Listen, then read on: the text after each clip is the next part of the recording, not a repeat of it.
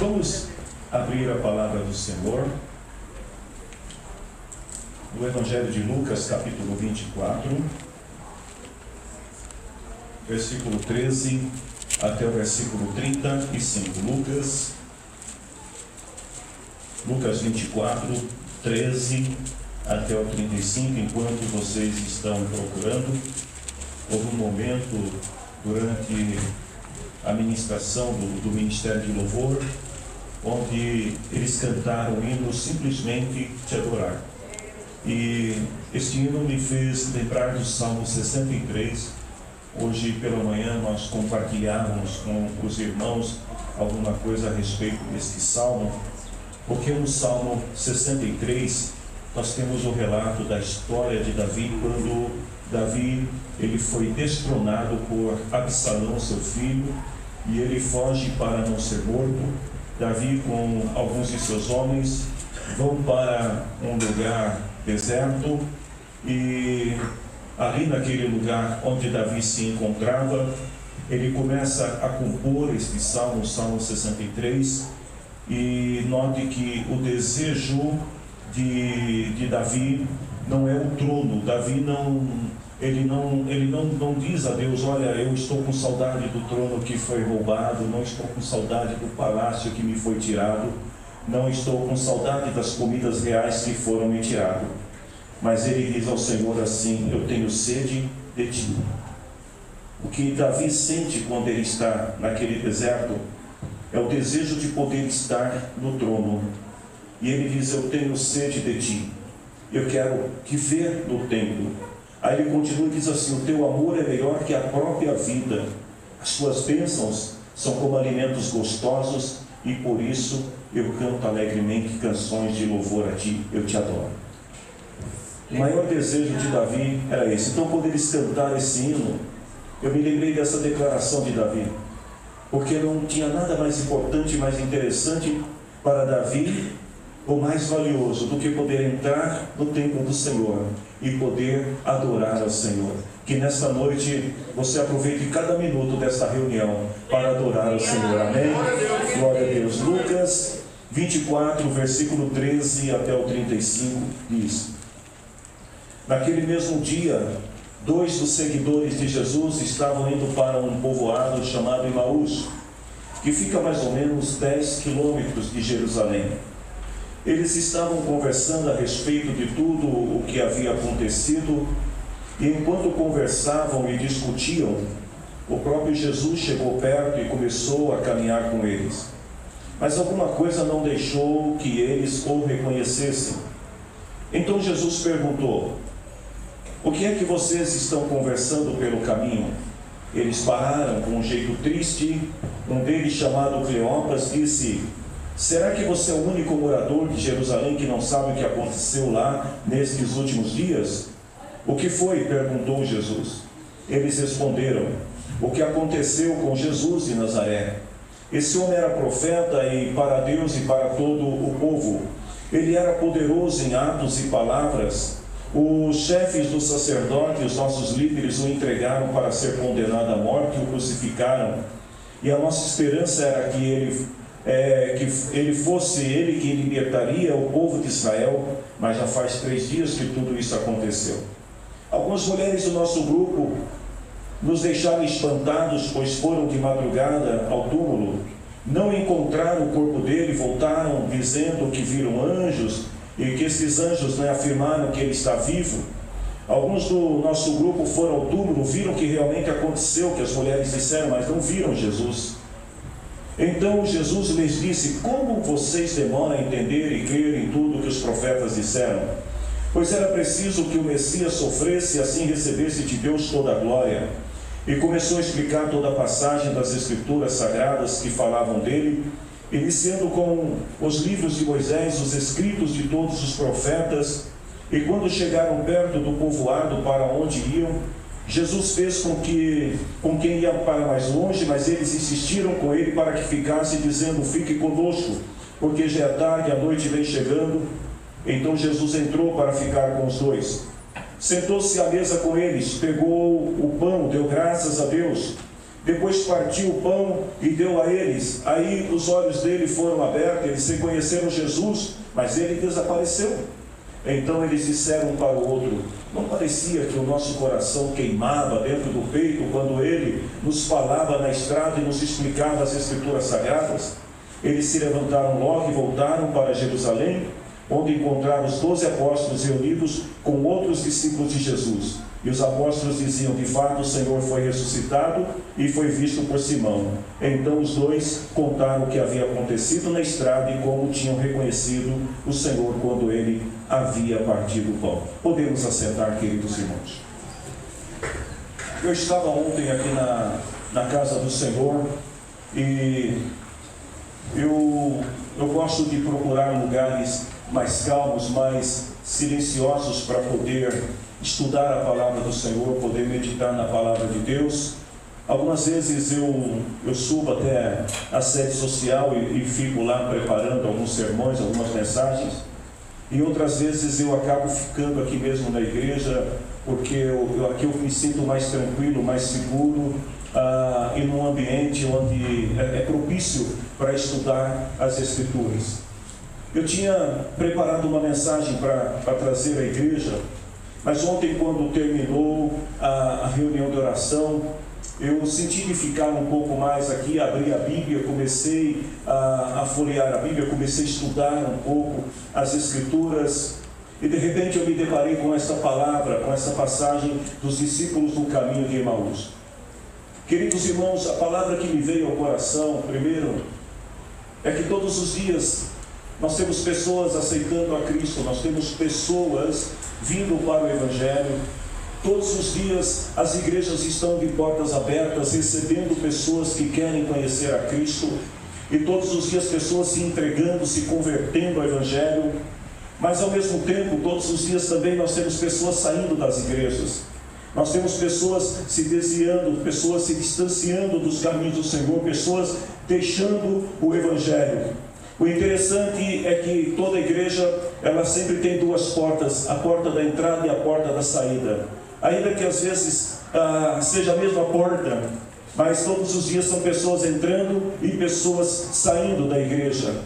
As justificativas que as pessoas dão quando saem da igreja, quando se afastam, quando se desviam, são as mais diversas que nós podemos imaginar.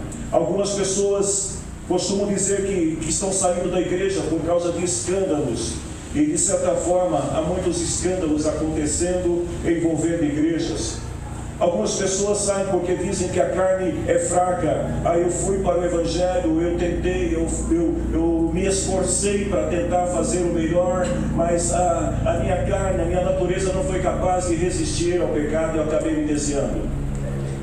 Tem aqueles outros que saem da igreja porque dizem que a igreja é fria, eles queriam encontrar na igreja talvez um ambiente mais acalorado, mais aquecido do ponto de vista emocional, ou quem sabe espiritual. Tem aquelas pessoas que saem da igreja por causa de fofocas, porque às vezes ouvem muitas coisas e acabam saindo. Tem aqueles que saem da igreja por causa de acusações, porque de repente alguém disse alguma palavra que ofendeu, que entristeceu, e acabam saindo da igreja. A verdade é que as pessoas todos os dias estão encontrando alguma justificativa para poder abandonar o grupo, para poder sair da igreja, para poder afastar-se dos caminhos do Senhor. E talvez você fique pensando assim: nossa, isso é coisa nova que está acontecendo. A gente até ouve dizer assim que antigamente os crentes não se desviavam, antigamente os crentes não saíam da igreja. Mas aí, quando eu me deparei com essa palavra, o que eu pude observar é que, na verdade, a primeira igreja estabelecida por Jesus, se a gente considerar que a igreja, ela nasceu no dia da ressurreição de Jesus, num dia de domingo pela manhã, quando Jesus ressuscitou e apareceu para aquelas mulheres, ali estava dando início à história da igreja, o advento da igreja. Nós vamos ver que a igreja começa pela manhã, e quando chega no período da tarde, a gente já tem duas pessoas desviadas. No mesmo dia que a igreja começa com um número X, e quando chega a tarde, 2 já tinham afastado do grupo, já tinham saído do grupo. Bastou Jesus ser crucificado, bastou Jesus estar na cruz, e depois de 3 dias, para que 2 deles abandonassem o grupo e fossem para a cidade de Emaús, uma cidade pequena, não muito distante dali. Na conversa que Jesus tem no caminho com esses homens, Jesus ele vai chamar esses homens, na versão na revista atualizada, está escrito lá que ele chama eles de nécio. Eu não sei se você sabe o que significa a palavra nécio, mas a palavra nécio, ela não é nem um pouco, uma palavra nem um pouco suave de se ouvir aos ouvidos. Quando alguém chama a outra pessoa de nécio, a pessoa está dizendo o seguinte: o seu inepto, seu retardado, seu sem discernimento, seu estúpido. Na verdade, quando Jesus diz assim, ó nécio, ele está dizendo, quanta estupidez. Jesus está dizendo, como vocês são retardados. E aí ele diz tardos. A palavra tardos quer dizer indolente, preguiçoso, de raciocínio lento, ou seja, ou atrasado, que não consegue entender as coisas. As palavras de Jesus são muito duras em relação a esses homens, mas Jesus precisa ser duro com eles, porque eles haviam abandonado um grupo, haviam saído de um grupo, eles estão caminhando ao lado de Jesus, Jesus está com eles, mas eles não conseguem perceber a presença de Jesus. Então é como se Jesus chegasse perto deles e desse uma pedalada neles e falasse assim: ô retardado, ou atrasado, acorda, desperta. Será que vocês não estão entendendo o que está acontecendo? Nós podemos, a partir da fala desses moços, identificar algumas razões pelas quais as pessoas acabam afastando da fé, acabam deixando a fé. Nós vamos ver que Cleopas e o seu companheiro de viagem, sem saber que estavam falando com Jesus, eles começam a abrir o coração e começam a falar das coisas que estavam acontecendo, e eles começam a dizer para Jesus as razões que eles entendem que são justas, para que eles deixassem a igreja de Jerusalém e fossem para Emaús. Primeira coisa que aqueles homens vão dizer para Jesus é que eles davam ouvidos a conversas fiadas. Eu não sei se todo mundo sabe o que significa conversa fiada, porque esse não é um termo muito atual, muito contemporâneo. Mas palavras fiadas quer dizer palavras banais, palavras mentirosas, palavras que não têm proveito alguma, desculpas. Se a gente olhar um pouco e pensar, queridos, como é que as pessoas chegam à igreja, se eu fosse perguntar para cada um de vocês aqui nesta noite, como é que você chegou até a igreja, cada um de nós temos uma história de como nós chegamos aqui, e é bem provável que nenhum de vocês chegaram aqui na igreja sozinho, através de uma pessoa. Nós tivemos várias pessoas envolvidas. Quem sabe um dia alguém entregou um folheto para você, você leu o folheto, você achou interessante, mas você não foi na igreja. Aí quem sabe você foi trabalhar numa empresa, você conheceu um crente, o crente te convidou para ir na igreja, mas você não foi na igreja. De repente você foi morar numa casa, tinha alguém crente, te convidou para ir na igreja, mas você não foi na igreja. Mas um dia, quando menos se espera, alguém te convida e você diz: agora é a minha vez, eu vou na igreja. Ou seja, para uma pessoa chegar até a igreja, geralmente nós temos mais do que uma pessoa envolvida na ação, no convite.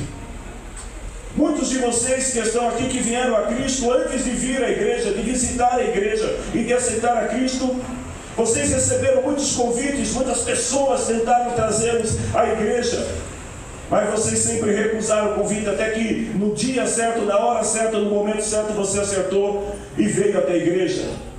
Mas o que me chama a atenção é que se para alguém vir na igreja precisa ter muitas pessoas envolvidas, para alguém sair da igreja não precisa de muitas pessoas, só precisa de uma pessoa.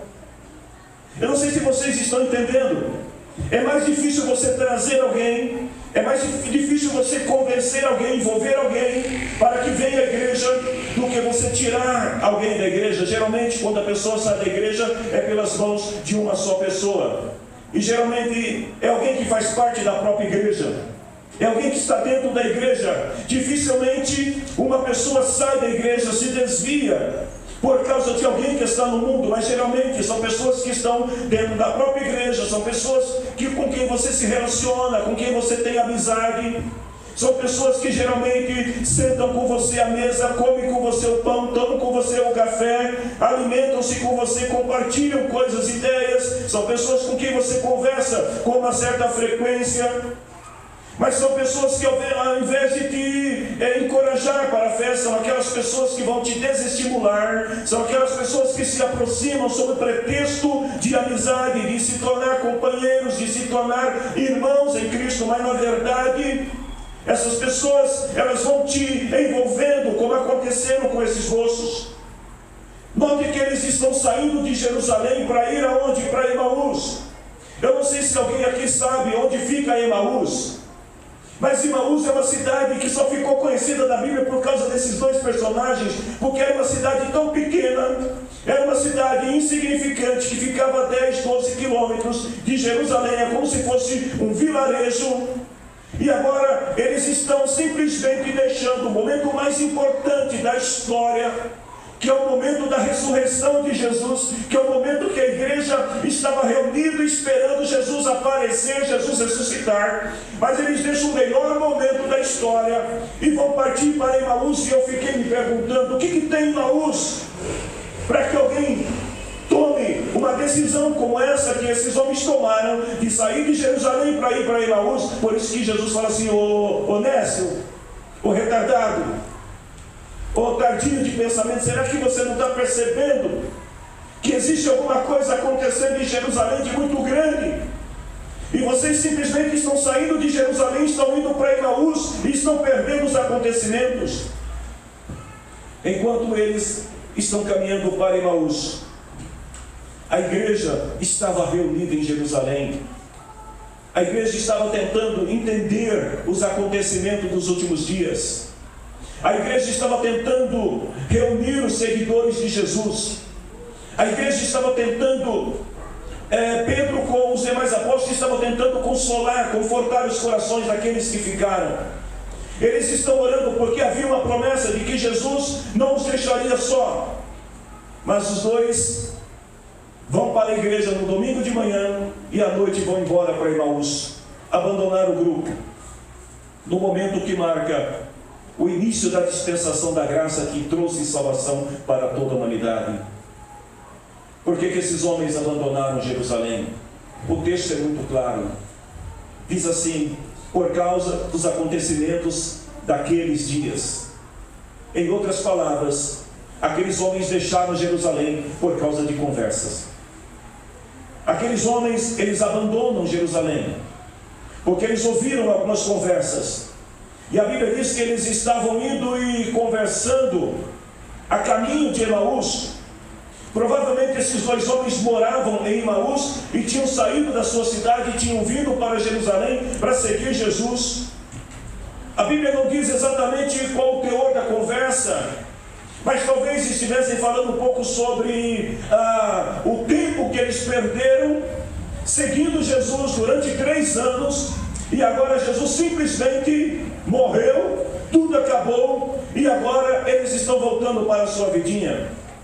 O texto não é claro sobre o que incentivou esses homens a voltar para Emaús, mas pela severidade com que Jesus falou com eles, dá-nos a entender que Jesus ficou muito e muito bravo com eles, porque eles estavam deixando o melhor momento da história para voltar a viver em Emaús. O que chama atenção também nessa passagem é que entre os dois, um deles tinha ascendência sobre o outro. Cleopas, é citado somente o nome de Cleopas, não é citado o nome do outro. O que dá a entender que nesse relacionamento de amizade entre os dois, um falava e o outro só ouvia. Um tinha uma certa ascensão, predominância sobre o outro. Tanto que quando Jesus pergunta, só quem responde é Cleopas. E isso nos leva também a entender o seguinte, que ele tinha uma certa ascensão, ele era o que se comunicava, era o que falava pelo outro. Queridos, deixa eu dizer uma coisa para vocês. Ter amigos na igreja é muito bom, é saudável e é importante e necessário que você tenha amigos na igreja. Mas tenha cuidado com os amigos que você tem dentro da igreja, porque muitas vezes pode surgir um Cleopas na tua vida. Pode surgir alguém que vai ter ascensão sobre você. Vai surgir alguém que vai tentar envolver você com as suas conversas. E quando eu estava estudando essa palavra, eu fiquei me perguntando quem seria Cleopas. Cleopas representa aquelas pessoas que são mal resolvidas na fé. É aquela pessoa que ela não tem muita certeza daquilo que ela está fazendo. Então é aquela pessoa que tem vontade de sair da igreja, mas sabe aquela pessoa que não quer sair sozinha? E ela precisa encontrar alguém que corrobore com ela, alguém que compartilhe com ela, que aceite ela. E o que ela vai fazer? Ela vai se aproximar dos mais tímidos. Ela vai se aproximar daqueles que são calados. Vai se aproximar daqueles sobre quem elas têm ascensão. E vão tentar conversar, vão tentar dialogar, vão tentar envolver essas pessoas. Para tentar arrastar essas pessoas. São aquelas pessoas que elas querem sair, mas elas precisam ter alguém que dê ouvido, alguém que empreste ouvido para o Cleopas. Cleopas representa aquela pessoa que fica procurando alguém que concorda com as suas ideias, com as suas preferências, que concorda com os seus pensamentos que são contrários àquilo que Deus tem para a igreja. Cleopas representa aquela pessoa que tenta ter ascendência sobre o outro, e quando ela consegue convencer alguém, ela diz: vamos sair de Jerusalém e vamos para Emaús. Jesus chama a atenção daqueles homens por causa das conversas fiadas. Ei, deixa eu te falar uma coisa nesta noite. Muito cuidado com os Cleopas na tua vida, porque Cleopas representa aquele que pode tirar você do melhor acontecimento, do maior acontecimento na tua vida, que pode tirar você e impedir você de viver o melhor momento da tua vida em Jerusalém. Só quem está entendendo aí, dá uma glória a Deus aí para mim ver se vocês estão aí.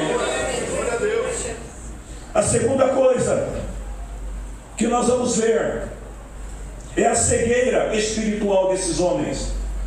Versículo 15 e versículo 16. Enquanto eles conversavam e discutiam, o próprio Jesus chegou perto dele e começou a caminhar com eles. Mas alguma coisa não deixou que eles o reconhecessem. E aí eu fico me perguntando, o que não deixou que aqueles homens conhecessem Jesus? Porque eles tinham andado com Jesus, eles tinham caminhado com Jesus, eles sabiam quem era Jesus, mas eles estão tão compenetrados, eles estão tão concentrados nas ideias. Eu penso que o Cleopas está tão envolvente em relação às ideias, que Jesus se aproxima deles, mas eles não conseguem conhecer Jesus. Eles não notam que aquele que está do lado deles era Jesus que estava caminhando com eles. Queridos, notem que eles estão conversando e Jesus está aqui do lado deles. Deixa eu procurar um Jesus aqui. Vem cá, presbítero. Vem cá, ele. Eu vou fazer o papel do Cleopas. Isso aqui é Jesus. Jesus estava do lado assim, fica olhando para nós aqui, para a nossa conversa. A gente está caminhando, né? Você viu o que aconteceu? Eu não entendo. Eu vou te falar uma coisa. Cara, eu vou te falar uma coisa. O nosso mestre. E o pior é que aquele pessoal é louco. Eles estão acreditando que ele vai ressuscitar. Não, mas mataram o Filho de Deus. Meu, faz 3 dias. Você acha que eu vou ficar perdendo o meu tempo lá? Eles estão dizendo lá que ele vai ressuscitar. Você viu, o homem era poderoso em obras, né? Fazia milagres. Pois é, cara. Era. Como você disse bem, era. Poderoso em obras, né? Ô, Tudo bem? tudo bem aí? Quem é você? Não é Emaús. Vamos com a gente? Vamos caminhar lá. Ah, esse Jesus vai. Não era para ir não, Jesus. Pode sentar lá. Esse Jesus não. Ei! Eles estão caminhando, obrigado, Noélio. Eles estão falando exatamente isso. Se Jesus era tão poderoso como ele disse que era, por que ele não ressuscitou? Ele falou que ele tinha anjos no céu, que ele era o Filho de Deus, que ele podia fazer. Ele até ressuscitou Lázaro, o filho da viúva de Naim, e agora, simplesmente lá na cruz, morreu, tiraram ele e nada. Aí talvez um olha para Jesus que está do lado e fala assim, para falar a verdade, nós somos idiotas de acreditar nas palavras de Jesus. A cegueira era tão grande, que quando Jesus pergunta sobre o que vocês estão falando, eles olham para Jesus e falam assim para Jesus: será que você é o único morador de Jerusalém que não sabe o que aconteceu lá nesses dias?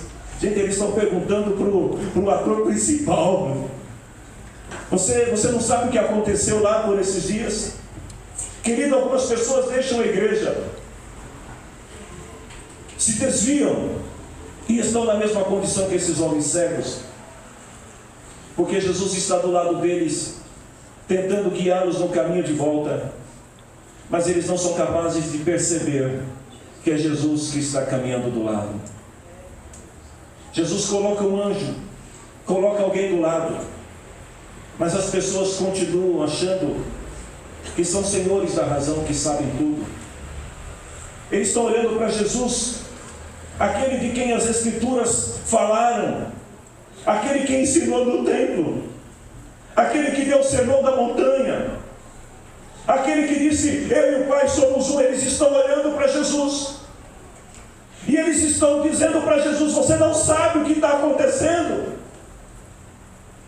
Pensem comigo, Jesus está do lado deles, mas eles estão tão cegos, que eles se julgam melhores do que Jesus, mais entendidos do que Jesus, sabem mais do que Jesus, e questionam Jesus, você não sabe o que está acontecendo? Terceiro, a tristeza. Versículo 17. Quando Jesus perguntou para eles sobre o que vocês estão conversando, eles pararam com um jeito triste, diz o verso 17. Eles estavam com cara de tristeza. Por que eles estavam tristes? Eu vou apresentar algumas razões, 5 razões que eu acho que uma delas, não todas, mas talvez uma delas seja a razão pela qual eles estavam tristes. Primeiro, por causa da morte de Jesus. Os seus planos foram frustrados. Quando eles saíram e deixaram tudo para seguir Jesus, lembra quando Pedro disse para Jesus assim, Senhor, nós abandonamos tudo para te seguir, agora eu quero saber o que a gente ganha com isso. E agora simplesmente Jesus morreu. Eles estão tristes. Estão tristes pela injustiça que foi praticada, porque Jesus era um homem bom, era um homem correto. Talvez eles estivessem tristes por causa da ingratidão do povo, porque o povo poderia ter salvado Jesus, mas quando perguntaram, quem vocês querem que solte? O povo disse, solta Barrabás e crucifica Jesus. Talvez eles estivessem tristes por causa da covardia de Pedro. Quem era Pedro? Aquele que disse para Jesus lá no monte o seguinte, mestre, eu estou pronto para ir contigo até a morte. Se alguém quiser vir, mestre, te pegar, eu não vou deixar, eu morro com você. E agora o Pedro está lá no pátio caminhando, e ele se acovarda diante de uma menina, diante de uma empregada e diante de um servo. Talvez eles estivessem tristes por causa da covardia dos outros discípulos, porque quando Jesus estava sendo levado à cruz, todos os discípulos se afastaram de Jesus, somente um jovem chamado João e algumas mulheres acompanharam o cortejo de Jesus até a crucificação. Queridos, eles tinham muitos motivos para estarem tristes, e Jesus sabia disso.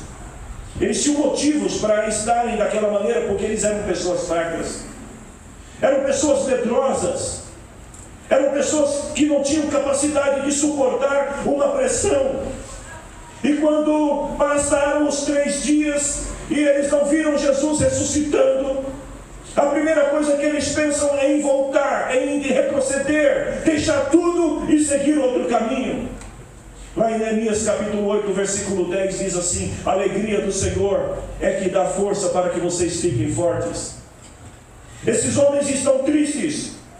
Isso me leva a crer, queridos, que um crente triste é um crente fraco. Um crente que fica triste. Hoje pela manhã nós estudamos aqui que até nas tribulações o crente tem que ser alegre. Mas quando um crente fica triste com os acontecimentos, com alguma situação, e ele deixa Jesus, ele se afasta de Jesus por causa dessa situação, ele está mostrando que ele é uma pessoa fraca. E a tristeza leva as pessoas ao isolamento, à fuga. A tristeza leva as pessoas a abandonar a fé. Tem muitos crentes tristes em nossos dias, tem ou não tem? Tem muito crente triste com o que está acontecendo com as igrejas. Tem muito crente triste com aquilo que está acontecendo com as lideranças do país. Tem muitas pessoas que estão tristes por causa da ingratidão que há na igreja, né? Por causa da ingratidão que há entre as pessoas. E eles se esquecem que as igrejas são formadas por pessoas frágeis, tanto quanto eles, que também podem fraquejar. Eu não estou dizendo ou fazendo apologia que a igreja deve aceitar o pecado a fim de trazer alegria no coração das pessoas. Não é isso. A igreja deve se posicionar. Mas o fato de haver tantas coisas erradas acontecendo no meio cristão, isso não é motivo para você ficar triste e deixar Jesus de maneira alguma. Não deixe Jesus por causa dos acontecimentos tristes que estão acontecendo por aí afora. Continue em Jerusalém. Por outro lado, nenhum cristão deve abandonar a igreja por causa da sua tristeza. Em quarto lugar, aqueles homens deixaram Jerusalém, versículo 19. Jesus pergunta para eles o que foi. Eles responderam o que aconteceu com Jesus de Nazaré. Olha o que eles dizem: esse homem era profeta, e para Deus e para todo o povo ele era poderoso em atos e em palavras. Esses homens estão vivendo de saudosismo. Eu fui procurar no dicionário a palavra saudosismo. Você quer saber o que significa saudosismo? Culto ao passado. A pessoa saudosista é a pessoa que vive do passado. É aquela pessoa que, como esses discípulos aqui, quando estão falando com Jesus, eles falam do passado. Jesus era profeta, Jesus era um homem de Deus, Jesus era poderoso, Jesus era bom de palavra. Mas Jesus deixou de ser. Para esses homens, Jesus estava morto, Jesus estava sepultado. Para esses homens, Jesus fazia parte do seu passado. Queridos, eu vejo muitas pessoas saindo da igreja, se desviando da fé, por causa do saudosismo. Olha para o irmão que está do teu lado e fala assim: não fique com saudades do que passou. Fala assim: Deus tem algo novo para você. Minha gente. Você já ouviu aquele tipo de conversa que diz assim: no tempo do pastor fulano as coisas eram diferentes. Antigamente, isso aqui eu já ouvi tanto. Posso falar, gente? Vocês estão aí? Antigamente a igreja orava e jejuava mais. Não é assim? Saudosismo. Porque antigamente, no meu tempo de juventude, tempo bom, aquele era o tempo que a gente orava, aquele era o tempo que a gente evangelizava mais, a gente fazia cultos, a gente vivia na casa dos outros. Naquele tempo os crentes eram santos. Naquele tempo o povo buscava mais a presença de Deus. Estão vivendo do passado. Porque o Deus de ontem, Hebreus capítulo 13, versículo 8, o Deus de ontem é o Deus de hoje e é o Deus de amanhã. Deus não mudou.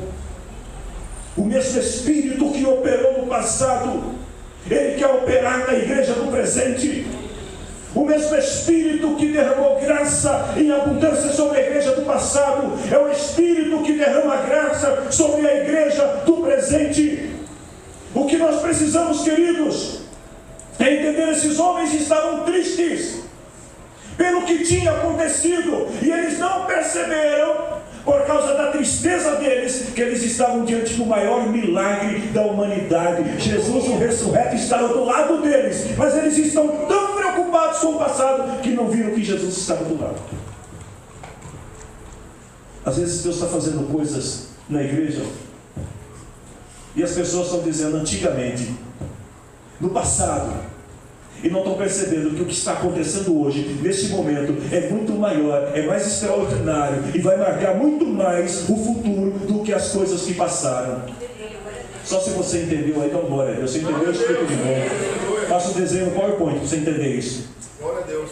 Às vezes as pessoas não estão percebendo que o que está acontecendo hoje é muito mais poderoso do que aquilo que aconteceu no passado. No passado Jesus curou enfermos, Jesus ressuscitou mortos, mas agora Jesus está ressuscitado do lado deles, mas eles não estão entendendo porque estão tristes. É incrível como que isso acontece, queridos. Pode ser que tenha pessoas, por causa da tristeza, que está consumindo o teu coração, porque as coisas não são do jeito que você quer, porque as coisas não estão acontecendo do seu jeito, aí vira as costas para Jesus, deixa a casa do Senhor e esquece que Deus está fazendo maravilhas, milagres, que Deus está fazendo coisas grandes. Agora deixa eu te dizer uma outra coisa. Pode ser que você tenha razão e realmente a igreja atual esteja mais fraca, mas se a igreja atual está mais fraca, eu tenho uma palavra para você que é forte. Romanos capítulo 15, versículo 1. Você que é forte, ajude os mais fracos a carregar a fé, as suas cargas. Se você acha que os crentes de hoje são fracos, e você está triste porque eles estão fracos, eu tenho um motivo para alegrar o teu coração. Comece a carregar os fracos nas costas. Comece a ajudar os fracos. E você vai ver que Deus vai mudar a história do fraco. Ah, porque a igreja não glorifica como antigamente. Eu tenho uma solução para você. Romanos 15, capítulo 15, versículo 1. Comece a glorificar. E você vai contagiar o fraco que está do teu lado e vai tornar ele forte. Você entendeu essa palavra? Então aplaude o nome do Senhor Jesus. Quem sabe eu aplaudo. Vai voltar para esse caminho nessa noite. Deixa Deus usar a tua vida.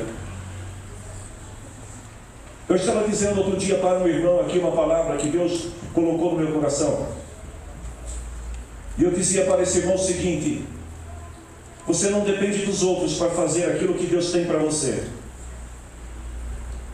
Essa coisa de dizer assim, eu estou triste porque o outro não está fazendo, é a desculpa de Cleopas e seu companheiro para pular fora de Jerusalém.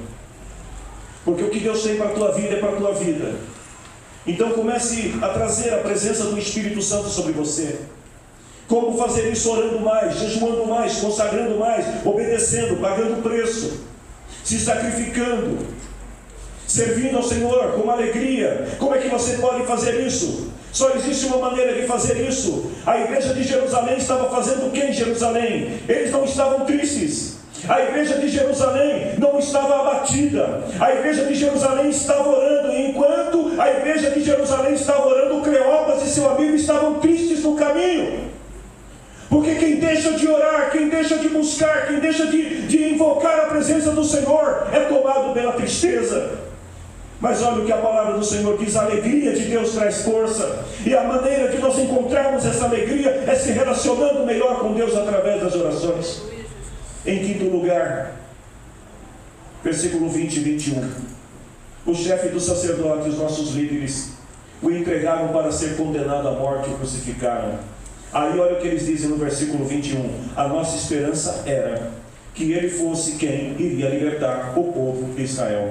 Porém já faz 3 dias que tudo isso aconteceu. A perda da esperança. Para nós entendermos um pouco o porquê 3 dias para a ressurreição, a gente tem que estudar um pouco a história na época. Era muito comum naquela época, diferente dos dias de hoje, que quando alguém morre, você cava um buraco e coloca a pessoa dentro do buraco e joga a terra por cima. Mas antes que se faça isso, existe uma junta médica que vai testar os reflexos, vai ver se o morto está morto de verdade. Naquele tempo não tinha nada disso. Então às vezes a pessoa morria, e o que eles faziam? Pegavam a pessoa e colocavam dentro de uma caverna, deixava a pessoa toda envolta ali, enfaixada dentro de uma caverna, fechava, lacrava a caverna, e ali eles deixavam o defunto, porque dentro de um espaço, de um ambiente que ele pudesse respirar. Ele estava morto, gente, mas que ele pudesse respirar, que ele pudesse gritar, que ele pudesse falar alguma coisa, porque vai que ele não estivesse morto. Então ele ficava lá dentro, e muitas vezes há muitos relatos da história de pessoas que não morreram e eram sepultadas nas cavernas, e aí no dia seguinte alguém passava e lá de dentro da caverna alguém gritava: socorro, eu estou vivo! E aí as pessoas iam lá e tinham que abrir. Por isso que no caso de Lázaro, Jesus esperou 4 dias, porque até 3 dias era comum, mas no 4º dia, não. E Jesus ressuscitou Lázaro no 4º dia. Mas agora, passaram os 3 dias e eles falam para Jesus: olha, já passou 3 dias. Se ele não tivesse morrido, Já deu tempo suficiente para ele despertar do sono, do desmaio, gritar, quem sabe, pedir ajuda. Mas se passaram 3 dias e nada aconteceu. E aí eles dizem assim: nós perdemos a esperança. Qual é a esperança que eles perderam? Ele diz assim: a esperança que eles tinham é que ele fosse governar sobre Israel. Algumas pessoas deixam a igreja porque também perderam a esperança. Ei, queridos, eu estava meditando nessa palavra e o Senhor colocou algo no meu coração para compartilhar com vocês. As pessoas sem esperança são aquelas pessoas que não conhecem a história da Igreja de Cristo. Porque se há uma instituição na terra que tem enfrentado todos os desafios que são possíveis e imagináveis, essa instituição se chama Igreja. A Igreja já passou por tantos momentos de perseguição. E a Igreja do Senhor Jesus, já são 2000 anos que ela continua firme, forte e poderosa, porque a Igreja de Cristo mesmo atribulada não perece. Hoje de manhã eu dizia para os irmãos: quando uma igreja passa por sofrimentos, por perseguições, aqueles que são fracos, descrentes, aqueles que são espiritualmente fragilizados, acabam perecendo no caminho.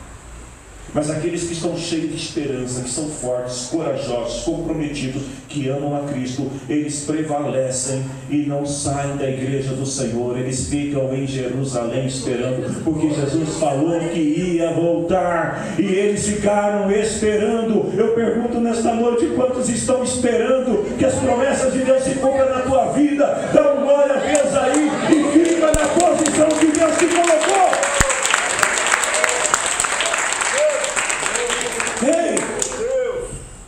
Essas pessoas, aleluia, eles acham que Jesus não vai voltar porque passou 3 dias, e a tradição diz que se depois de 3 dias o defunto não gritar, o defunto não pedir socorro, é porque morreu de verdade. Eles estão decepcionados. Em 6º lugar, versículo 21, a nossa esperança era que fosse Ele quem iria libertar o povo de Israel. Mas já faz 3 dias que isso aconteceu. Durante todo o ministério terreno de Jesus, qual foi a palavra de Jesus para os discípulos? O meu reino não é deste mundo. Eu vim aqui para fazer a vontade do meu Pai. Jesus o tempo todo estava deixando bem claro para os discípulos que a sua missão na terra não era de construir um exército de revolucionários. Jesus deixou bem claro para os discípulos que a sua missão na terra não era se tornar um rei, um imperador, um governo. Jesus deixou bem claro que ele não veio estabelecer uma nação terrena. Mas é impressionante que esses homens que andaram com Jesus, eles agora estão dizendo para Jesus o seguinte: nós pensamos que ele fosse libertar o povo de Israel. Mas o que Jesus disse? Que ele não veio para estabelecer um reino terreno. Jesus está dizendo uma coisa e eles estão esperando outro. Sabe por que tem muita gente que fica decepcionadas com o Evangelho e acabam saindo da igreja? Porque eles se frustram buscando em Jesus coisas que Jesus não prometeu dar. E aí o que acontece? Eu vou me desviar, eu vou sair, porque Jesus não deu aquilo que eu queria. Ele está dizendo, nós imaginamos, mas gente, Jesus disse outra coisa. Havia um certo interesse por trás desse desejo. Qual era o interesse desses homens? Ser amigo mais próximo de Jesus, andar com Jesus. Quem sabe se Jesus mudasse de ideia e resolvesse se tornar um líder revolucionário, quem sabe se Jesus resolvesse enfrentar o poderio de Roma, Jesus poderia constituir uma nova nação em Israel. E se eles fossem amigos chegados de Jesus, quem sabe alguns deles iriam ser ministros, alguns iam ser secretários, alguns poderiam ser generais, alguns poderiam trabalhar nesse governo de Jesus. Então eles estão pensando o seguinte: nós somos trabalhadores, somos pobres, somos pessoas iletradas, mas quem sabe Jesus pode se tornar alguém grande, e aí a gente pega a carona em Jesus e a gente também se torna tão grande como eles. Quantas pessoas que se decepcionam com a igreja, porque às vezes, ao invés de ouvir a voz de Deus, essas pessoas acabam gastando a sua vida vivendo em função de outro dentro da igreja. São aquelas pessoas que escolhem alguém e dizem assim: fulano vai ser alguma coisa, então eu vou grudar nela para me ser alguma coisa com essa pessoa. Aí o que acontece? O sujeito morre, a frustração acaba. Aliás, a frustração vem. Eles estavam exatamente pensando nisso. Eles deixaram de prestar atenção na palavra de Jesus. Eles estão andando com Jesus, mas eles não estão ouvindo o que Jesus está dizendo. Eles estão caminhando com Jesus, mas eles não estão prestando atenção no que Jesus está dizendo. Não uma, mas muitas vezes: o meu reino não é aqui, meu reino não pertence a essa terra. E por que isso acontece? Porque eles estavam cheios de ambição. Eles queriam ser alguém importante e eles ficam imaginando: ah, quem sabe eu consigo ser alguma coisa. Gente, quantas pessoas que decepcionadas com a igreja acabam se desviando, acabam se afastando, acabam saindo da casa do Senhor. Alguns saem por causa de cargo que não ocupou, saem por causa de reconhecimento que não teve dentro da igreja. Aí a pessoa ainda diz assim: eu fiquei tantos anos na igreja, nunca me deram um cargo para ser nada, nunca me deixaram fazer alguma coisa. Estão decepcionados com a igreja porque as pessoas não estão focadas em Jesus, estão focadas nas suas ambições, naquilo que querem, naquilo que desejam para si. E quando essas ambições elas não são alcançadas, então as pessoas ficam decepcionadas. Ei, queridos, deixa eu dizer uma coisa para vocês: Jesus não prometeu nenhuma glória terrena nesta vida. O que Jesus prometeu para a igreja foi a eternidade, foi um céu, foi uma mansão celestial. É isso que Jesus prometeu. Glória a Deus, glória a Deus. Oh, aleluia. Deixa eu te dizer uma coisa: não venha na igreja pensando em cargos, não venha na igreja pensando em posições, não venha na igreja pensando em títulos, porque na eternidade título não tem valor algum, não vale nada. Ser pastor ou ser membro de uma igreja na eternidade não torna uns diferente do outro, porque quando nós chegarmos lá no céu, se você tiver uma credencial de pastor e chegar lá e dizer assim: dá licença, eu vou cortar fila, né? Não tem essa de cortar fila, não. Ah, eu sou pastor, eu tenho direito de passar na frente. Não tem. Porque quem quer ser alguma coisa vai ser cobrado muito mais do que aquele que não tem.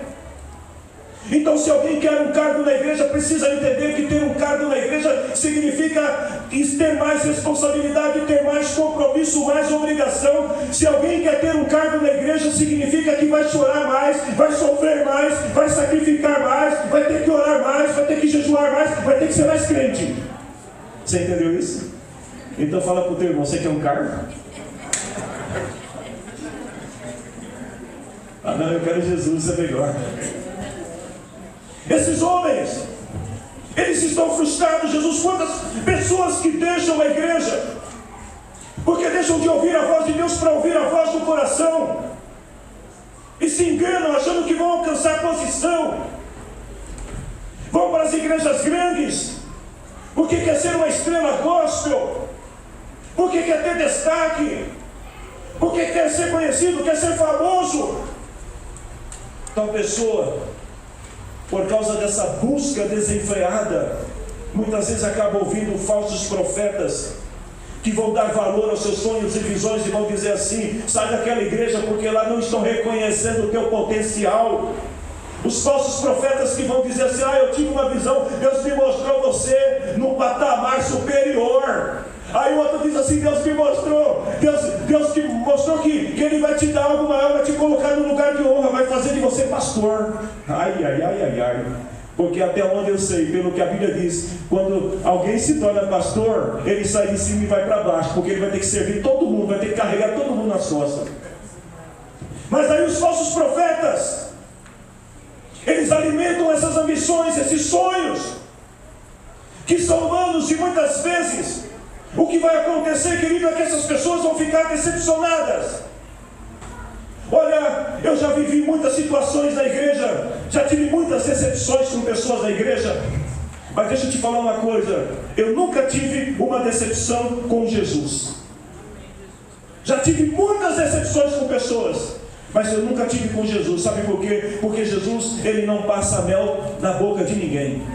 Jesus não engana ninguém. João capítulo 16, versículo 33. Vocês querem seguir a Jesus? Ele diz: no mundo vocês terão aflições. Jesus não engana ninguém. Se alguém veio para o Evangelho achando que ia viver de ventos e pompas. Ei, desculpe, esse não é o Evangelho da Bíblia. Porque no Evangelho da Bíblia, seguir a Jesus, servir a Jesus, significa passar por aflições. Em sétimo lugar, a falta de fé. Versículo 22 até o 35. Algumas mulheres do grupo, eles dizem, até disseram que viram Jesus, disseram que viram anjos, falaram que ele está vivo.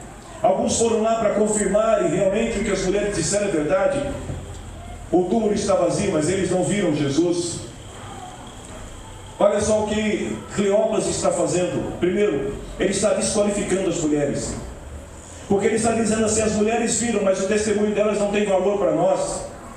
Elas disseram que Jesus ressuscitou, mas nós não acreditamos. Eles não estão falando de qualquer mulher, eles estão falando de mulheres que andavam com Jesus, pessoas que eram conhecidas deles, que estavam falando, Jesus está vivo, mas eles estão dizendo, nós não acreditamos em vocês.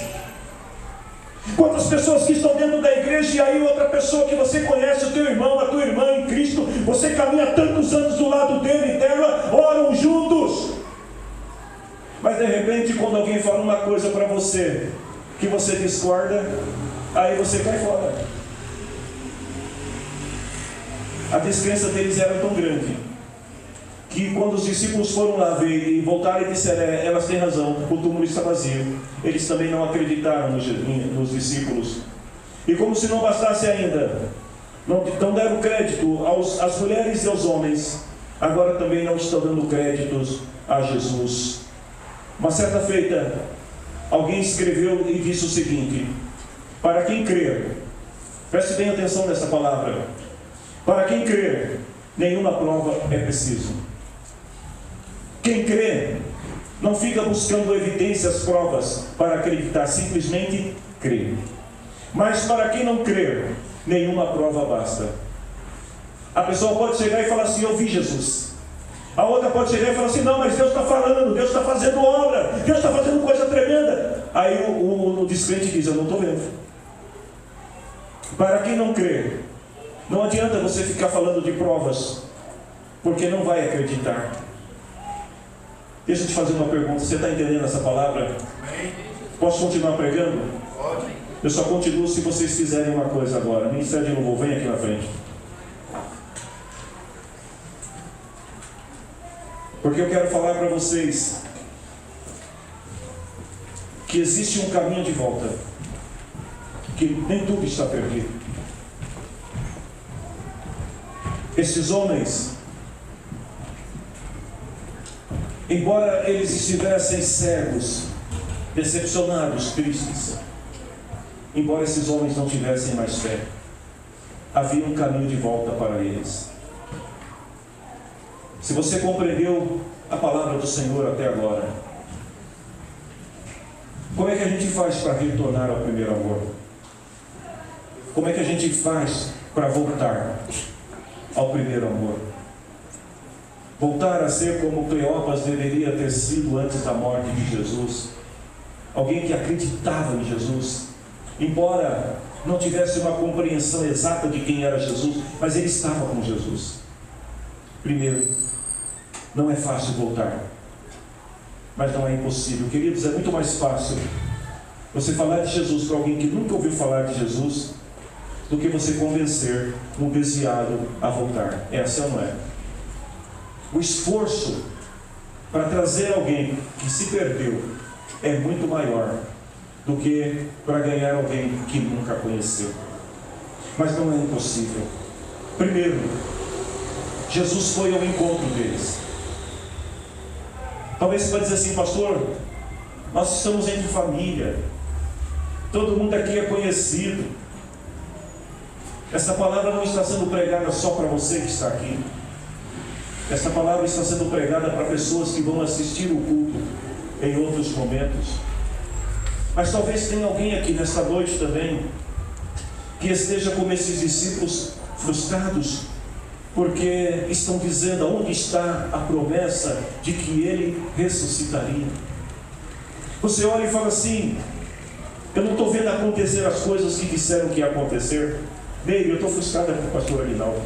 Frustrado com ele. falou tanta coisa, não está acontecendo. Eu tenho uma palavra para você nessa noite. Primeiro, Jesus foi ao encontro dele, Jesus está indo ao nosso encontro nessa noite. Você acredita? Glória a Deus. Jesus chegou bem perto deles e começou a caminhar com eles. Hein? Jesus te entende. Glória a Deus. Ele entende você, porque você é humano, nós somos humanos. Segundo, Jesus ouviu as reclamações. Jesus falou: o que foi? O que está acontecendo? O que está pegando? Eles falaram, abriram o coração e falaram tanta coisa, coisa com coisa. Disseram tantas coisas para Jesus e Jesus ficou ouvindo. Aí depois Jesus falou assim: ô retardado, acorda. Você não está percebendo o que está acontecendo? Mas Jesus ouviu. Ei, não fique triste com essa palavra, porque o que o Senhor quer que você entenda é que Ele continua do teu lado, te ouvindo, e Ele quer que você entenda que Jesus ressuscitou, que Jesus está vivo, que as promessas de Deus sobre a tua vida, sobre a igreja do Senhor permanecem, elas não pereceram. Jesus falou aos corações. Versículo 32. Eles disseram um para o outro: não parecia que o nosso coração queimava dentro do peito enquanto ele estava falando? Jesus fala ao coração. E quando Jesus fala ao coração, ele incomoda, inquieta. Quando Jesus fala ao coração, duas reações podem acontecer. Uma é de reconhecimento e arrependimento, e a outra é de indignação e de revolta. Tem aqueles que quando Jesus fala no coração, fala: poxa Senhor, a tua palavra é verdadeira, isto realmente é verdade. E tem aquele outro que diz: eu não concordo, não é bem assim. E fica até tentando encontrar alguma base bíblica que sustente os seus pensamentos. Não importa. Quando Jesus fala ao coração, seja para causar arrependimento ou seja para causar indignação. Eles convidaram Jesus para cear com eles. Sabe qual foi a diferença? É que Jesus foi convidado por eles. Jesus entrou para ficar com os dois. A nossa vida, igreja, só vai mudar enquanto Jesus estiver conosco. Mas enquanto a gente não convidar Jesus para entrar e cear conosco, Ele só vai caminhar do lado da gente. Ele vai falar, Ele vai revelar, Ele vai dizer coisas, mas nós precisamos convidar Jesus para entrar. Eu gostaria que vocês se colocassem em pé neste momento. Glória a Deus. E eu tenho um convite para você. Convide Jesus para entrar na sua casa hoje. Em quinto lugar, Jesus restaurou a comunhão. O versículo 30 diz que Jesus, depois que sentou com eles, deu graças, partiu o pão e deu para eles comunhão. Jesus falou assim: eu estou à porta e bato. Se alguém abrir a porta, eu vou entrar, eu vou cear com ele e ele vai cear comigo. Em sexto lugar, Jesus abriu os olhos deles. Versículo 31 diz assim: aí os olhos deles foram abertos e eles reconheceram Jesus. Depois de tudo aquilo que aconteceu, até que enfim, eles entenderam que quem estava ali era Jesus. E quando eles entenderam que era Jesus, talvez um olhou para o outro e falou assim: meu Deus, é Jesus. Oh, Jesus desapareceu. Jesus já tinha sido revelado. Sabe o que aconteceu? Quando eles reconheceram que era Jesus, versículo 33, voltaram logo para Jerusalém e contaram para os outros o que tinham visto. Eu quero declarar nesta noite uma palavra em nome do Senhor Jesus sobre esta casa.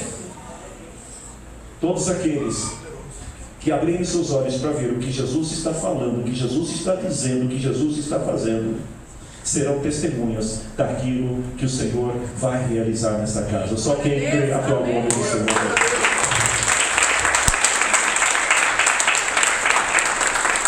Eu gostaria muito de orar com vocês, mas eu queria que vocês cantassem aquela canção, Eu Quero Voltar ao Primeiro Amor. É possível? Amém, Davi? Pode tocar aí, solte os acordes. E se você conhece, eu gostaria que você também cantasse conosco essa canção.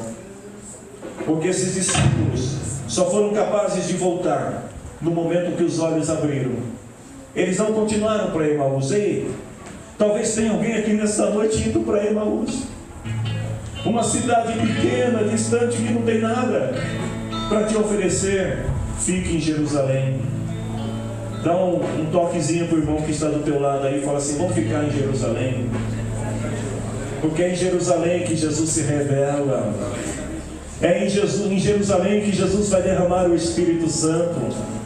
É em Jerusalém que Jesus vai derramar a paz dele sobre todos. Fique em Jerusalém. Feche os teus olhos e adora, Senhor. Quero voltar ao início de tudo, encontrar-me contigo, Senhor. Quero ver meus conceitos e valores. Eu quero reconstruir. Vou regressar ao caminho, vou ver as primeiras obras, Senhor. Eu me arrependo, Senhor, me arrependo, Senhor, me arrependo, Senhor. Eu quero voltar ao primeiro amor, ao primeiro amor. Eu quero voltar a Deus. Eu quero voltar ao primeiro amor, ao primeiro amor. Eu quero voltar a Deus. Antes que eu ore pela tua vida, escute isso que eu vou te dizer. Dos 7 passos que aconteceram entre Jesus e estes homens, 5 deles foram dados por Jesus, iniciativa de Jesus. Jesus vai ao encontro, Jesus ouve, Jesus fala, Jesus restaura e Jesus abre os olhos. E somente 2 passos esses homens precisaram dar. Primeiro, eles precisaram convidar Jesus. E segundo, eles precisaram regressar. Só 2. Sabe o que significa? Que a misericórdia de Deus é muito maior sobre a tua vida, e ela fará muito mais do que aquilo que você precisa fazer. Esses homens só precisaram de 2 coisas. Primeiro, convidar Jesus. E segundo, regressar ao primeiro amor, para o lugar de origem. Deixa eu te dizer uma coisa nesta noite. Se você entrou aqui nesta casa com o seu pensamento em dúvida, eu te convido nesta noite a ouvir o que o Espírito do Senhor está dizendo para a tua vida e ficar no lugar aonde Jesus se revela. Porque se nós lermos dos versículos 30 até o 35, nós vamos ver que quando eles voltam, que eles chegam todos entusiasmados para dizer aos discípulos: olha, nós vimos Jesus.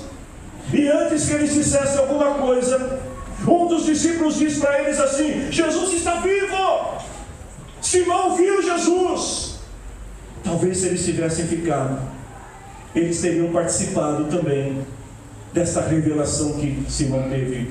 Mas eles perderam, porque eles estavam a caminho de Emaús. Mas a igreja de Jerusalém estava orando. E pelo fato da igreja de Jerusalém estar orando, Jesus vai ao encontro deles e os traz de volta para Jerusalém. Eu gostaria neste momento que você fechasse os teus olhos e pensasse em alguém que você conhece, que já esteve em Jerusalém com você, alguém que já esteve na casa do Senhor com você, e que por alguma razão essa pessoa, ela saiu dos caminhos do Senhor, ela seguiu, quem sabe, a caminho de Emaús. Essa pessoa está caminhando distante dos propósitos de Deus. Eu gostaria que você orasse comigo neste momento. E você crê que Jesus pode ir ao encontro dessa pessoa? Você crê que Jesus pode falar com essa pessoa? que Jesus pode se revelar para essa pessoa e pode trazer ela de volta. Quem crê? Então fecha os teus olhos nesse momento, enquanto eles estão cantando e adorando. Pense em alguém que você conhece, que você gostaria que o Senhor trouxesse de volta para a sua casa. E peça agora: Senhor, enquanto nós estamos orando aqui, envia agora o teu anjo para ir ao encontro dessa pessoa que está se distanciando, se afastando da tua presença, e traz essa pessoa à tua casa. Comece a orar ao Senhor.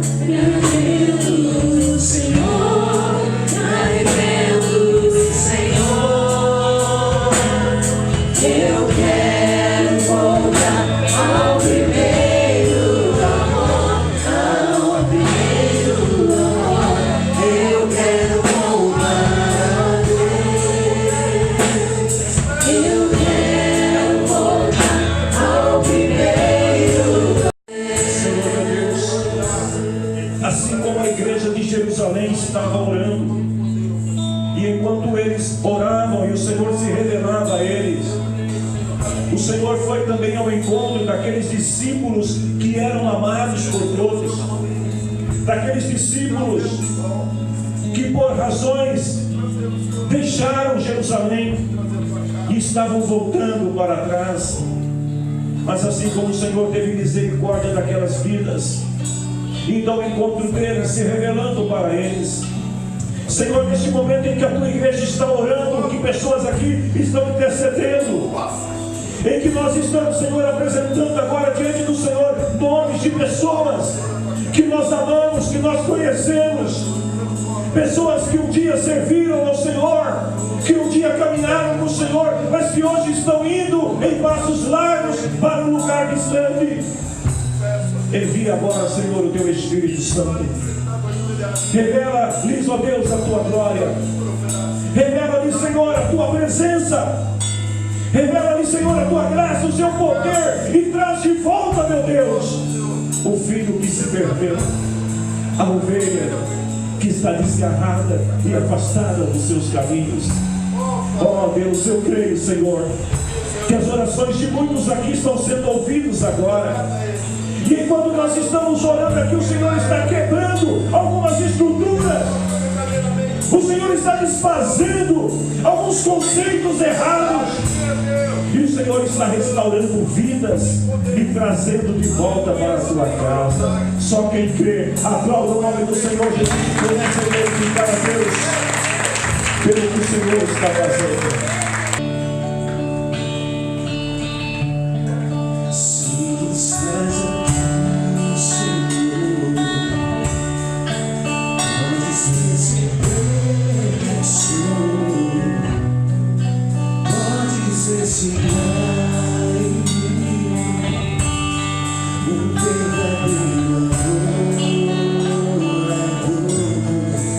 A minha oferta